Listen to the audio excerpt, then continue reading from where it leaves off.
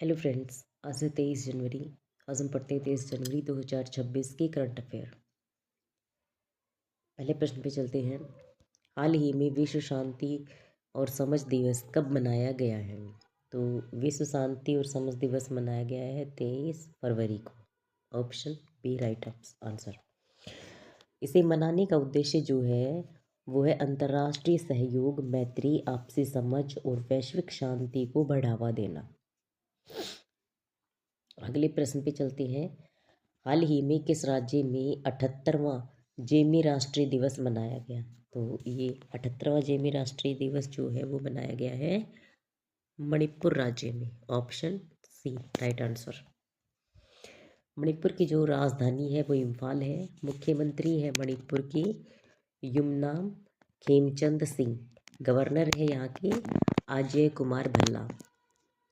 मणिपुर में गान नगई त्योहार मनाया गया। मणिपुर में इमोइनु इरप्पा त्योहार मनाया गया। मणिपुर ने पश्चिम बंगाल को हराकर 30वीं सीनियर महिला राष्ट्रीय फुटबॉल चैंपियनशिप जीती।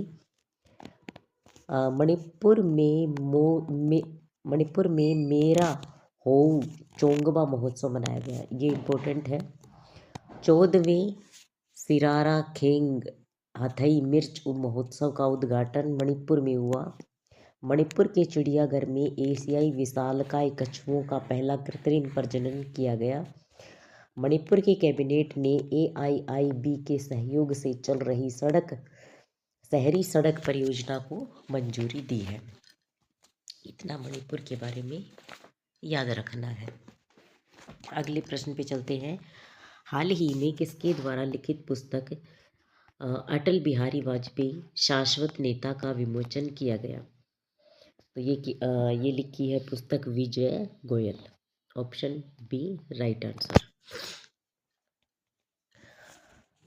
कुछ और पुस्तकें हैं जो अभी हाल फिलहाल में लिखी गई है। नवीन कुंडू द्वारा लिखित पुस्तक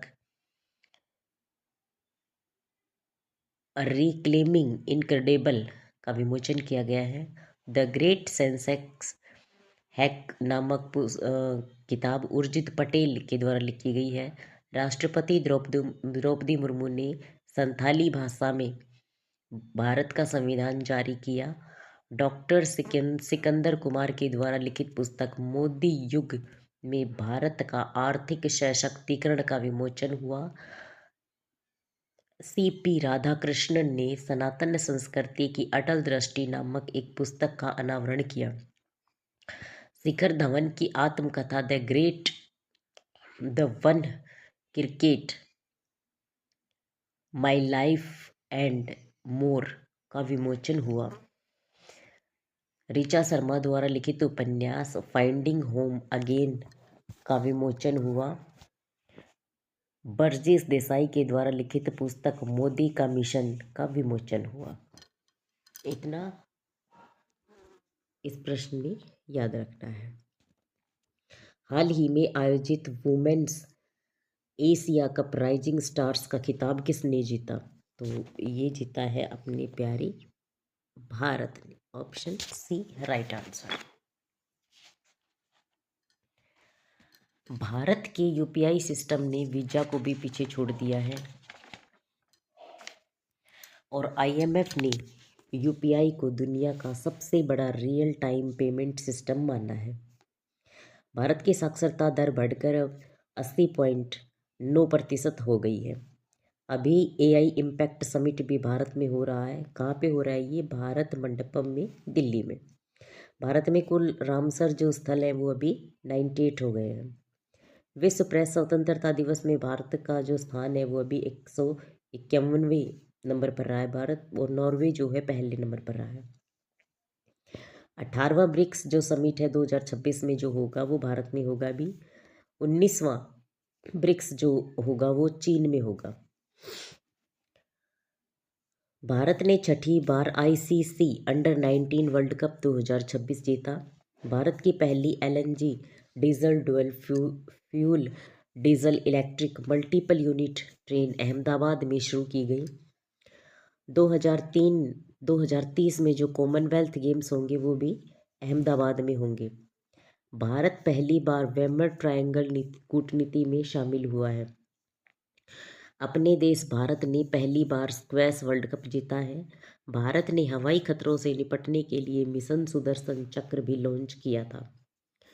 दुनिया का सबसे बड़ा पेटेंट फाइलर अपना देश भारत बन गया है। आपको पता है भारत में पहली बार नदी डॉल्फिन का सर्वेक्षण हुआ था और भारत में 6300 से अधिक जो नदी डॉल्फिन जो है ये पाए गए हैं। भारत में वीजा की एक नई कैटेगरी शुरू की गई है, आयुष वीजा। आयुष दिवस कब मनाया जाता है? ये मनाया जाता है 23 सितंबर। हेनले पासपोर्ट इंडेक्स में जो हेनले पासपोर्ट इंडेक्स 2026 में हुआ था, आई थी रिपोर्ट, ये उसमें 80वें स्थान पर था भारत, और सिंगापुर जो था वो टॉप पर रहा है। फरवरी 2026 में जो हेनले पासपोर्ट इंडेक्स की रिपोर्ट आई उसमें भारत जो है 75वें नंबर पर रहा है। भारत 2027 में एशिया शूटिंग चैंपियनशिप की मेज़बानी करेगा। भारत 95 देशों को जोड़कर पहले वैश्विक बिग कैट शिखर सम्मेलन की मेज़बानी करेगा। भारत के वैज्ञानिकों ने धूप से चलने वाला स्वतः चार्जिंग ऊर्जा उपकरण विकसित करेगा। भारत दुनिया का दूसरा सबसे बड़ा 5G सब्सक्राइबर बेस देश बन गया है। इतना आपको भारत के बारे में याद रखना है। अगले प्रश्न पे चलते हैं। हाल ही में किस राज्य में स्थित वसई कैथेड्रल को संरक्षण के लिए यूनेस्को अवार्ड प्रदान किया गया है? तो वसई कैथेड्रल के संरक्षण के लिए महाराष्ट्र को यूनेस्को अवार्ड प्रदान किया गया है। Option D right answer. Maharashtra की जो राजधानी है वो मुंबई है। महाराष्ट्र के जो मुख्यमंत्री हैं वो देवेंद्र फडणवीस हैं। गवर्नर है यहाँ के आचार्य देवव्रत, इन्हें अभी एडिशनल चार्ज मिला हुआ है महाराष्ट्र का। महाराष्ट्र भारत में प्याज और अंगूर का सबसे बड़ा उत्पादक राज्य है। रक्षा मंत्री राजनाथ सिंह ने नागपुर में गोला बारूद इकाई का उद्घाटन किया। Bharat Ratna doctor Baba Sahib Ambedkar advocate training and research centre का उद्घाटन नवी मुंबई में हुआ। गणतंत्र दिवस 2026 की झांकियों में महाराष्ट्र की झांकी ने प्रथम स्थान प्राप्त किया है। भारतीय वायुसेना ने नासिक में भव्य एयर शो आयोजित किया। टाटा ग्रुप महाराष्ट्र की एआई इनोवेशन सिटी में $11 बिलियन का निवेश करेगा। कौन करेगा? टाटा ग्रुप। इतना आपको इस क्वेश्चन में याद रखना है। अगले प्रश्न पे चलते हैं। हाल ही में किस देश ने बाल चिकित्सा जीन थेरेपी परियोजना का ऐतिहासिक शुभारंभ किया है? तो ये किया है यूएई, संयुक्त अरब अमीरात। यूएई के बारे में कुछ फैक्ट है। विश्व सरकार शिखर सम्मेलन 2026 का उद्घाटन जो है दुबई में हुआ। यूएई भारत का दूसरा सबसे बड़ा एलएनजी सप्लायर बन गया है। इंटरसेक 2026 का आयोजन जो है वो दुबई में किया गया।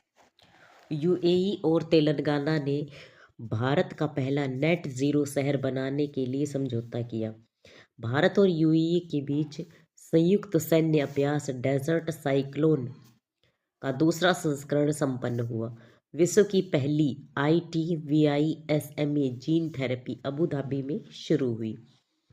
विश्व के सबसे बड़े डेब्यू मीडिया इवेंट के रूप में ब्रिज समिट 2025 का समापन जो है वो अबू धाबी में हुआ। अगले प्रश्न पे चलते हैं। हाल ही में मणिशंकर मुखोपाध्याय का 92वें वर्ष की आयु में निधन हुआ है, वे कौन थे? तो मणिशंकर मुखोपाध्याय जो थे वो एक लेखक थे। Option C right answer. ये प्रसिद्ध बंगाली साहित्य के लेखक थे। अगले प्रश्न पे चलते हैं। हाल ही में भारत और किस देश के बीच बागवानी पर पहले संयुक्त कार्य समूह की बैठक आयोजित की गई है? तो ये की गई है न्यूजीलैंड में आयोजित। बागवानी पर पहले संयुक्त कार्य समूह की बैठक जो है ये न्यूजीलैंड में आयोजित की गई है। न्यूजीलैंड की जो राजधानी है वो वेलिंगटन है। न्यूजीलैंड में गहरे समुद्र में 300 वर्ष पुराना विशाल ब्लैक कोरल खोजा गया। भारत और न्यूजीलैंड ने मुक्त व्यापार समझौते पर सहमति जताई। न्यूजीलैंड जो है 16 वर्ष से कम उम्र के बच्चों के सोशल मीडिया उपयोग पर प्रतिबंध लगाएगा। अगले प्रश्न पे चलते हैं। हाल ही में all India management association business leader award किसने जीता है? तो ये जीता है Karan Adani. Option B right answer.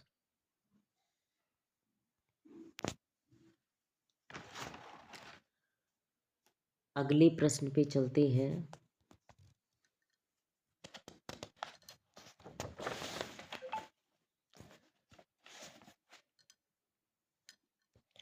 हाल ही में सोनपुर इंटरनेशनल एयरपोर्ट प्रोजेक्ट को किस राज्य सरकार द्वारा मंजूरी दी गई है?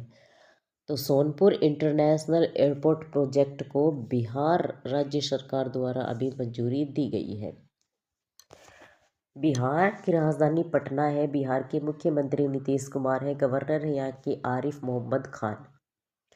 बिहार में वाल्मीकि नेशनल पार्क है। बिहार जो है भारत में लीची और मखाना के उत्पादन सबसे बड़ा उत्पादक राज्य है। मैथिली भाषा संविधान में दर्ज इकलौती बिहारी भाषा है। बिहार की जो सबसे ऊंची चोटी है वो कौन सी है? वह माउंट आंग चोटी बिहार की सबसे ऊंची चोटी है।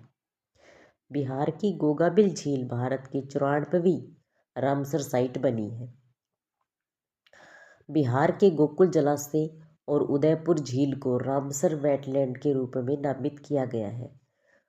एशिया के प्रमुख साहित्यिक उत्सव उन्मेष का तीसरा संस्करण पटना में आयोजित हुआ। अगले प्रश्न पे चलते हैं। हाल ही में इंडिया एआई इम्पैक्ट समिट 2026 में सबसे कम उम्र के स्पीकर कौन बने हैं? तो ये बने हैं रणवीर सचदेवा। इनकी उम्र महज 8 वर्ष है। सबसे कम उम्र के स्पीकर बन गए हैं। अगले प्रश्न पे चलते हैं। हाल ही में Punjab state power corporation limited का डायरेक्टर किसे नियुक्त किया गया है? तो ये किया गया है हरशरण कौर को। Option B right answer. तो ये हो गए आज के करंट अफेयर्स के कुछ क्वेश्चन।